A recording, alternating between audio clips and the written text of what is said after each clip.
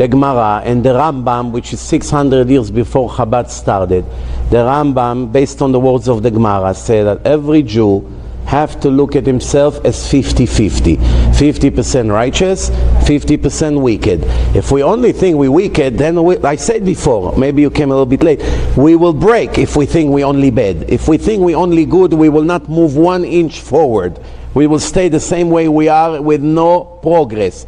So we have to look at ourselves as 50-50. And the Rambam say, based on the words of the Gemara, if you're going to make now the next act, if it's going to be a positive, a good deed, mitzvah, you turn your scale into the positive side, and therefore you affect the entire world to go to a positive side. If you're going to make a sin, you turn yourself to the negative side and the entire world to the negative side. This is how a person has to look at himself every minute of his life. However, there's one thing you say that we have to clarify.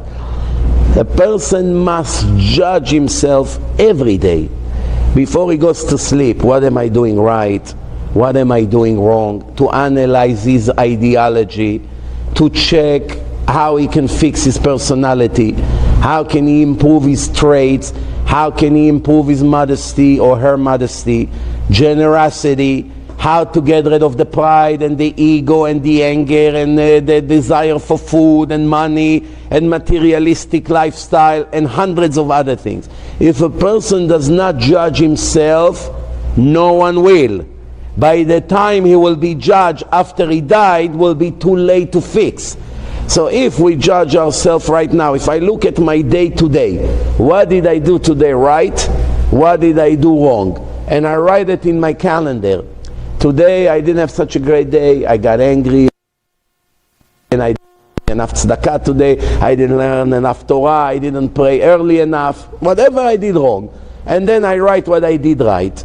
And then I say, okay, tomorrow has to be a better day. So that's how you judge yourself. You're not judging yourself to punish yourself or to reward yourself. This is not your job.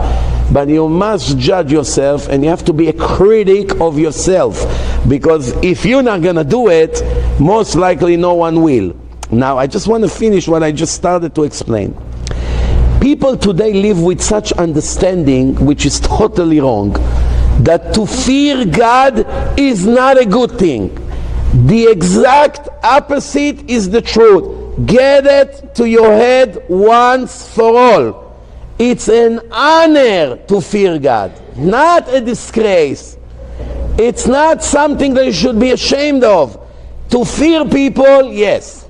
We fear people all the time. We fear judges, we fear police, we fear terrorism, we fear lots of other things, which is normal. We shouldn't fear so much people, but we do fear people all the time. If we fear people, needless to say, we have to fear the one who judges us and will decide where we go when we die. Our eternity is in his decision. If we won't be afraid of him, who exactly we are going to be afraid of? The Gemara says Rabbi Yochanan ben Zakkai was 120 years old. Moment before he passed, all his students were around his bed, and they saw that he's shaking from fear before he dies. They asked him, Rabbi, why are you so afraid? He said, if I would go in front of a human being judge that today is here, tomorrow is dead, I will still be shaking from him, not knowing what decision he's going to make about me. I would be still afraid.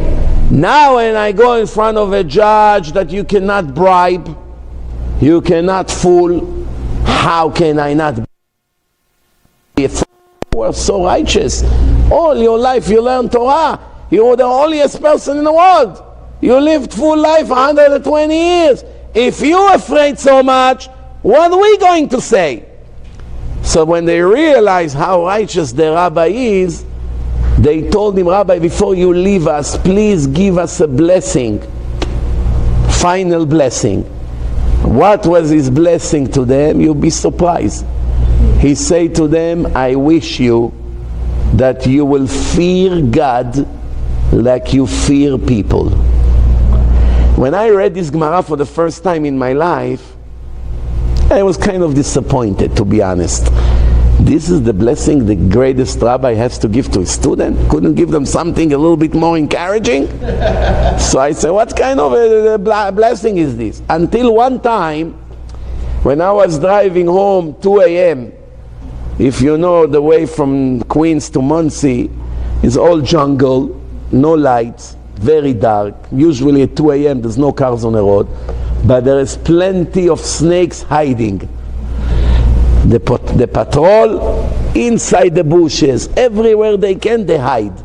Right away, siren, 2 a.m. Dying to get home already. Pull over. Oh. Do you know how fast you went? The heart begins to go very fast, much faster than the car. Then driver's license, registration, now you know it's Jersey, they're very tough over there. Who knows if he's going to let me even drive home? We never know with them, these people. Your hands shakes. I started to feel my hands is shaking to the point that I cannot even take the registration out of the drawer. When it's all over, I had to sit for a few minutes to relax. This Gemara came to my head. Says, shame on me. Look, I'm afraid of this policeman. My hands were shaking like this. I almost got a heart attack. When the siren went on, it surprised you. All of a sudden you see all these circles around you, 4th of July, lots of colors. Then when you relax, okay, I lose a few $100, not the end of the world. But what happened? Then I remember this Gemara. I say, you know what? Now I understand the rabbi. Imagine if when we make a sin, we would feel like this. The heartbeat, shaking, oh my God, what did I do? Then we will never make another sin. Why we make a sin 2 minutes later? Because the first sin did not shake us. Very simple. If the first sin shocked you, you will never dare to repeat it. The fact that it went smoothly, that means it doesn't bother you. You don't have Yirat Shamayim. Simple.